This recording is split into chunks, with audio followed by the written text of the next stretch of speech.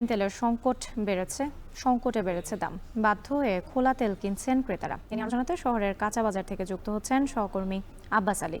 আব্বাস, বাজারে বোতলজাত তেলের সংকট দেখা দিয়েছে, এর কারণ হিসেবে কি বলছেন ব্যবসায়ীরা, এবং এই বোতলজাত তেলের দাম আসলে এখন কত করে বিক্রি হচ্ছে সে সম্পর্কে জানাবেন।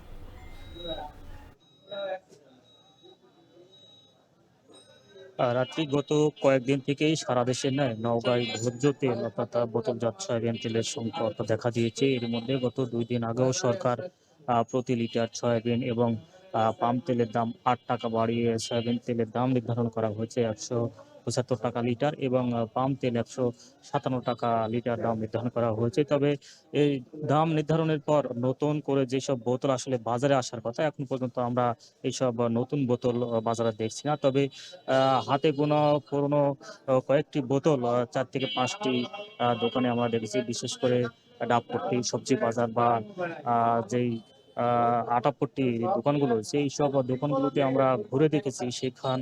দোকানগুলোতে আসলে কোনো বোতলজাত সয়াবিন তেল আমরা দেখছি না। তবে ৪টি দোকানে ১ লিটার এবং ২ লিটার বোতলজাত সয়াবিনের তেল পাওয়া গেছে। সেগুলো পুরনো। তবে এইসব পুরনো তেলের যে দাম মোড়কে বা গায়ে লিখা আছে, তারা আসলে এই বোতলের দাম প্রতি লিটার ৮ থেকে ১০ টাকা বাড়তি দামে তারা বিক্রি করছেন। তবে খোলা যেসব তেল রয়েছে, সয়াবিন তেলের দাম যদি বলি যে নওগাঁর বাজারে এখন বিক্রি হচ্ছে খোলা সয়াবিন তেল ১৭৫ টাকা লিটার।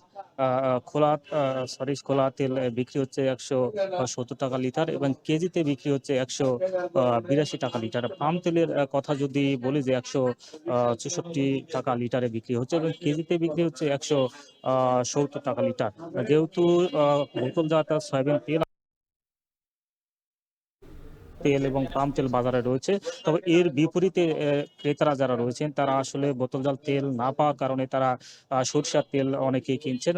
আবার আমরা দেখেছি যে সরিষার তেলের দামও বাড়তি। সরিষার তেল লিটারে ১৭১ টাকা এবং কেজিতে বিক্রি হচ্ছে ১৯০ টাকা লিটার। তবে নতুন সয়াবিন তেল এখনো যেহেতু আসেনি, আসলে বাজারে পর্যাপ্ত পাওয়া যাবে। আর এই দোকানিরা রয়েছেন, যেহেতু ডিলারের কাছ থেকে তারা কিনছেন, বাধ্য হয়ে তারা আসলে এই তেলের কাছ থেকে আটা, ময়দা, মসলা কিনতে হচ্ছে। তবে এই ছিল আমার কাছে এই তেলের দরদাম নিয়ে সবশেষ। নওগাঁ থেকে যুক্ত ছিলেন আব্বাস আলী। দেখছেন এখন জনপদে।